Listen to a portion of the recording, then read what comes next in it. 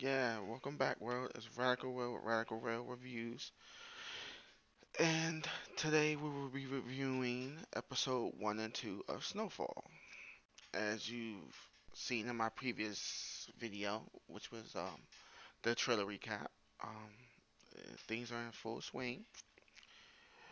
So, the first episode is titled Reentry, and it's just starts off with Franklin being caught up on the business and explaining the meetups between him and Teddy, you know, what happened, what started the fight, you know, typical stuff. But I find it funny that they never really state what started the fight because it was probably something stupid, you know. Scully said, man, boy, he runs his mouth too much. So what the fuck could he have said to him that made him want to go to war? And then man, boy would say he was retaliating from what Scully did. So it seems kind of dumb, but I see the underlying entertainment in it because like most fights, you never know what originally started it, but a lot of bloodshed is gonna become of it because of two people having a disagreement. So yeah, they touch on that, and then they set up the broken bond with Leon and Franklin. That was more of we saw it coming because last season, episode 3, Franklin checked Leon and was all about what he did, not what they did. Yeah, Franklin might have got it on his way, but Leon was the muscle behind it, the the heart of it. And Franklin devalued that, and that hurt Leon. So he saw Franklin go down. He saw opportunity to be on his own, but he also gonna figure out that without that brain power behind him, it gets real, and it's hard. And plus the product.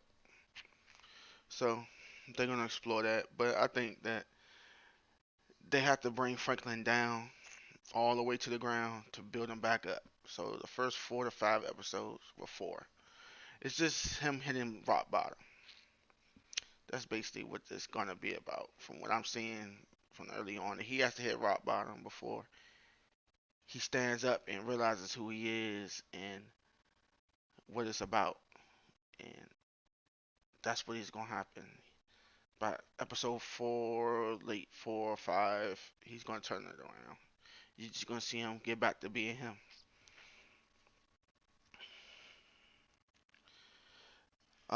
Then they added something new. The reporter is not the typical reporter that broke the original case. I mean, the original story which they're going off of, but they had to put it in here because they're bringing it up. So between this season and they're hitting at maybe a season 5, you're gonna figure out how important a reporter really is. But they don't give the reason why she's investigating. It just starts with her investigating. I don't like when you start them in the middle. You need to get some type of backstory unless they're just saving it for future episodes or later down the line. But she's persistent and a bit brash. It kind of feel like it's just put in a place. I don't know. It gives me a iffy feeling because they didn't build her up. You didn't see any of it, and who sent her the case, who wanted her to look into it, why. It's none of that. So that's a question mark for me. Uh, and to the mystery that everybody was waiting on, Melanie. Yeah, so towards the end of the episode, they reemerged Melanie as a reformed Jesus fanatic. I get it. I mean, they explained it, and it kind of makes sense because you didn't see her in jail in the last season finale, and you didn't hear nothing about it. And I doubt that if anyone knew outside of his immediate family, who probably have sympathy for her, everybody else would try to kill her. So I see why they did what they did, and that he didn't tell on her because the guilt he felt. Also a mission too, because she shot and she was wrong, but he did worse. So But they tied up that loose end, and you can see behind her eyes is she's faking it. And moments during the scene, you can just see it, like her real self comes through, and then she tries to correct herself because her aunt is over her back. But it's only a matter of time before she breaks character and reemerges.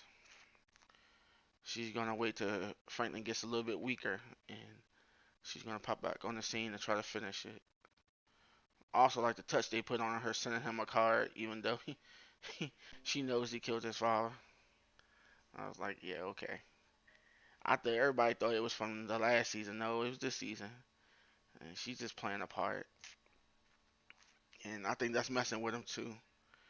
He knew why he did what he did. Now he just had to find his conviction and stand behind what he did. Wrong or right, he made his choice. But they're going to devolve in that too. Next.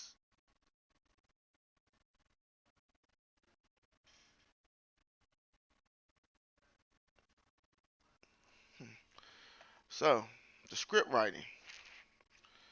It seems a bit like this was the first four episodes of last year that they recorded before COVID hit. That's what this feels like. And then from then on, from like see episode 5 on, is all what they redid after they started shooting again. That's why they gave you 2 episodes on the first night, because they were essentially just throwaways. You know, we know he re-enters. We know he gets back on his feet. He's trying to stop them fighting about money, and he's trying to do all this, which he ain't thinking right. Because if the money's to help the government, and the government won't help him ease this, because they can easily send the agents in to get Scully and Manboy and alleviate this. But Teddy tells him that's not his problem. Yeah. The old Franklin would look at him like, well, if this money you want so badly that you're funding from it, you can help me out. But Teddy's on his downward spiral, and it just seemed like the writing is iffy. That's just my critique of it. It seems like they don't know where they're going. It's straight Hollywood. They didn't develop stories as much as they used to. Yeah, some of the seasons, the first seasons was slow, but now it seems like it's just okay. Let's get to it. You have to build up. They're trying to, but they're really not going to. They also introduced 2 new characters, Tanasi and his bodyguard Larp. I get Larp, he was shot, but yeah, he need more real muscle, and he needed ASAP.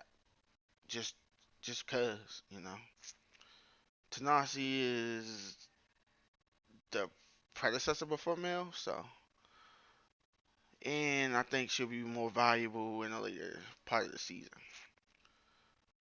Seeing how her brother was into it, a kingpin beforehand, she can give him insight on how to run it for real, and maybe stave off jail and death. Who knows? But it's a good change up, because it's good to have somebody with you and not trying to steer you from it, but trying to help you with it. And he's really never had that, somebody with him, and I think that's refreshing for him. Yeah, that's real refreshing to have that, that backup, that instinct. Hmm. Yeah. So the episode went pretty fast, and it's mainly Franklin just trying to get them two to stop fighting. And when he realizes it, he just goes into offensive, which he really didn't have to. You know, if he wanted to, he could just cut both of them off. Be like, look, if y'all gonna keep fighting, I ain't gonna give y'all this product. Y'all go find it for yourself, basically. But he not thinking. He thinking greed and get Teddy money for his business. It's just not him. Just not him being clear focused. But I get it. He's still recovering, and not just physically, it's mentally. He shook because he lost the assurance in himself. In season 2, episode 10, he was that way again. He felt bad after Kevin died, and he felt like he was as a result of Kevin dying, not knowing that Kevin was his own result of Kevin dying, because Kevin didn't listen. So it took Leon to get him to wake up and fight and get his shoes back. He don't have that. Now he going to find it on his own, or maybe Tanasi can help him out with it. But he missing that live wire to snap him back into reality. Of this is this path you have chosen. You know, and I feel like it's going to happen. I'm thinking about the end of episode 4, around the end of episode 4. He starts to put it together. But yeah, them introducing the gang is just more violence and showing how really the drug trade just got out of hand. Because now it's showing families in disarray, mothers gone, fathers gone, single parent households. It's just going to show you the depths of it.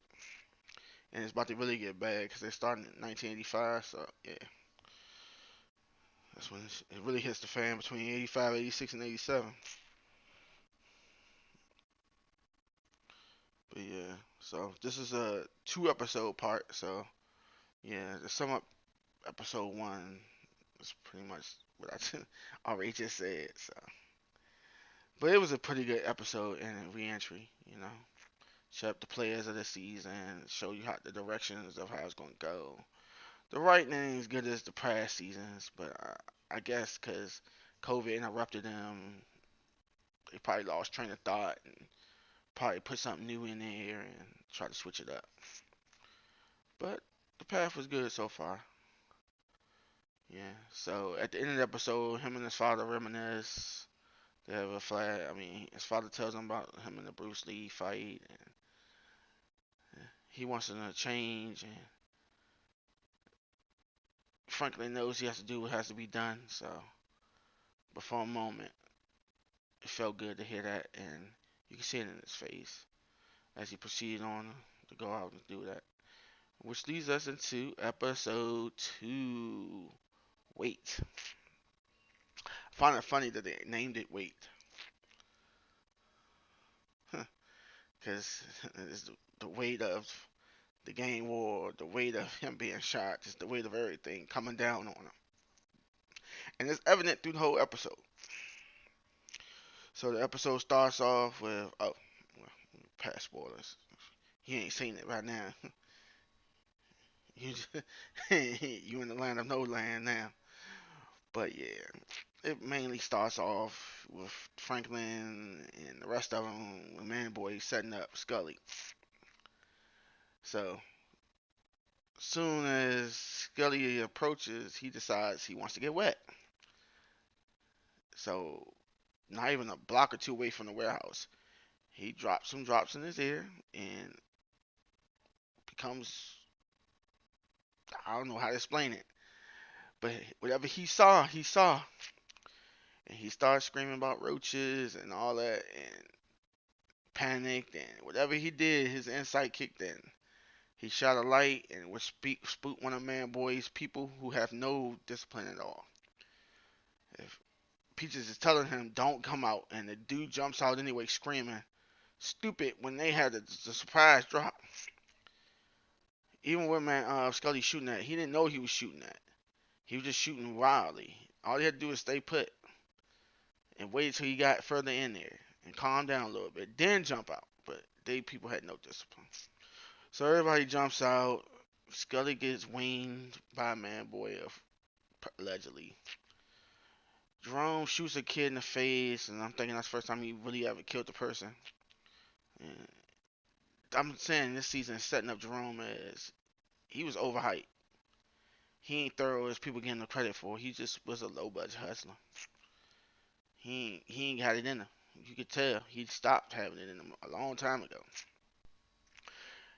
He what they say you call selling wolf tickets. That's him. So explains a lot too, because Peaches and them, the real ones. But I ain't never heard Jerome go to Vietnam. So Jerome obviously younger than them, and he didn't go to Vietnam. Peaches and them did, and they got that killer in them, but not him. So he did what he did, and then he bucked out, ran, and was acting like a whole cold-hearted sucker. Very distasteful of you from the man with the slap your daddy. So it starts off with that. Then Scully survives, and is hell bent on getting Franklin. Not man boy who shot him, but Franklin. That's his number one priority. I mean, I get it, you know what I'm saying? He did some G shit because he took a motherfucking bullet out of this thing with a motherfucking butter knife. Know how that worked, but okay. You know, yeah, that happened.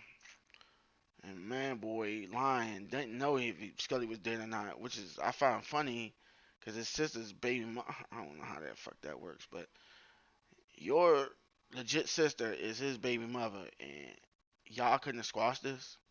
Just side note in my head, I'm like, okay, but nope, apparently they couldn't, and which leads me to disappointment. So with Scully being an undetermined factor, Franklin's freaking out, so he goes to try to get his mom and them to go to the hotel. They're like, no, fix it. We ain't going nowhere. We 10 toes down. All fun and shit till one of you get captured and tortured, but I don't know. I don't think they was on that yet. So, parents and kids and siblings, they try to keep out of it. But crazy is crazy. Never play with crazy. I felt kind of funny with that one. But they didn't want to go. And then he told uh, Jerome and Louis to hang out with his white friend. I keep forgetting him. I call him Peanut. Jerome call him Peanut. I'm gonna call him Peanut. So they chilling out his house. Rob. Yeah, Rob. That's his name. Rob. So they chilling with Rob, and that's just what it is. So yeah, they're on that. He also gives Leon a heads up. Well, Fatback the heads up. Tell Leon keep an eye out, because even though they ain't talking, he might go after him to get to Franklin. And Leon was like, "Yeah, man, I told him to stay out of it. That's wise advice. Some stuff you do gotta stay out of. It ain't our business. Let them fight it out. Cost of doing business." Manly with Man Boy told Leon and them when they went to see Scully in last season. Cost of business of doing business in Inglewood. I like the back referencing sometimes.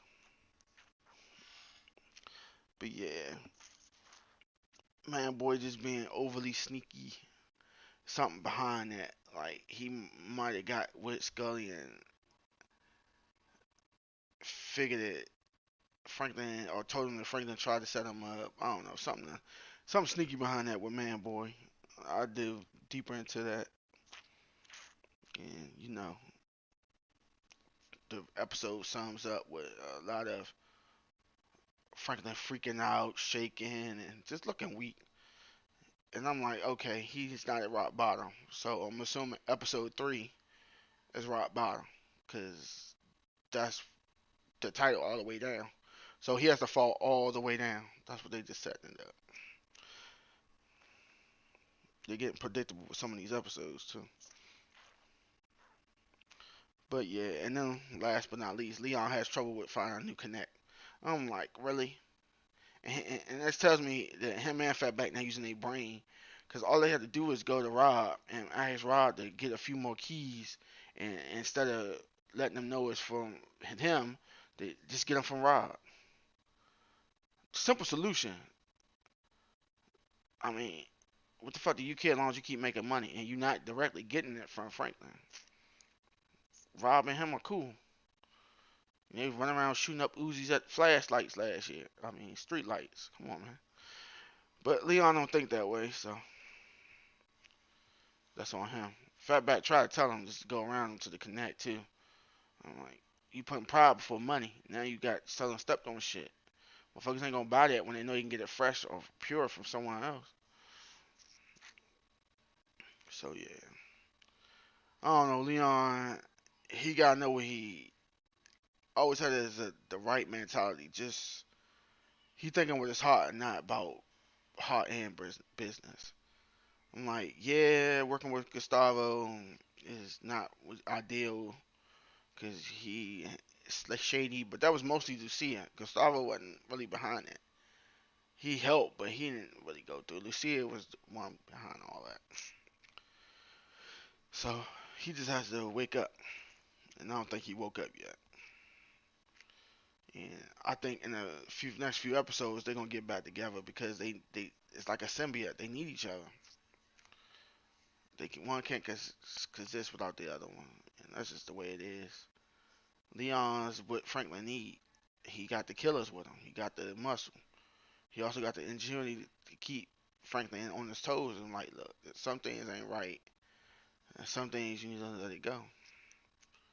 He need that. They just having a spat, so they'll get back together. I think this whole Scully says we're gonna make them get back together, cause Scully don't care if Leon ain't rocking with him. He know he can get to him, so he gonna be at him. So that is where it's at, and mainly what happened in the first two episodes. I mean, it wasn't overly spectacular. It wasn't overly Ace Born. They threw a mix of action, a lot of foreshadowing, a lot of setting up things for the season. Yeah, and I just kind of don't like it that they had to tear Franklin down again after we already seen it in season two. I mean, we don't have to redo it again. But I get it, you know what I'm saying? Like after he been beaten in jail and he was the lowest of low, you know, after he killed his friend, he should learn from then that, you know, shit is gonna get worse or it's gonna get better, but it don't matter. You. So, you know. I don't know, it sounds lazy writing to me. You know, recycle it, you know. You already broke him down in two, now you breaking them down again. So but as we know, he'll rise back to the occasion and set it out on it, you know. Also, there was some other underlying things with Gustavo and the family. I didn't get that either, you know. So they knew that they were transporting drugs through Tijuana, but Teddy didn't take the time to think that if there was a new police chief in there, there would be issue, and he ain't jump in front of that. So that's on him. I'm like, dude, if you know it's gonna be a power change, you need to get stuff straight. Don't assume that they're gonna just pass it on to the next person, because sometimes it just don't work like that. So yeah, that was on him. And then the whole killing of the family, that was just trying to make Gustavo and Teddy's line more interesting, because their stories really are backburner, especially Teddy's. I don't get it. You know, went from now you snorting coke to smoking cigarettes to what you gonna be hitting the rock next. I mean, your downward spiral is just totally unnecessary. And Gustavo is, I'm like, come on, man. You keep putting these people in harm's way. You should have known. You should have had more muscle by them. You making all this money. You know people will know you had a whole tunnel going on. I mean, it's like they're not thinking. You in the drug business. People want what you got. That you're not the only ones. So you know. And the federale dude's just greedy. 100,000 per week. Hey, I mean he knows his worth. But now it's just gonna be a big shootout, and you know they're gonna come wipe the dude out because you know you killing family and kids. Well, kids are MIA. Hopefully they ran away, but in Mexico, you know they don't care. They cut heads off and shit. So you know. But yeah, that is my recap for the first two episodes. Normally my videos are not this long, but it was a two episode or so. Yeah. I look forward to the Wednesday's episode. Uh, it's all the way down. We're gonna see what that's about. I'm going to try to do what to expect episode on that. and put it out before Wednesday. But other than that, this is Radical Rail with Radical Rail Reviews. And thank you. Like, follow, share, and subscribe. See you soon.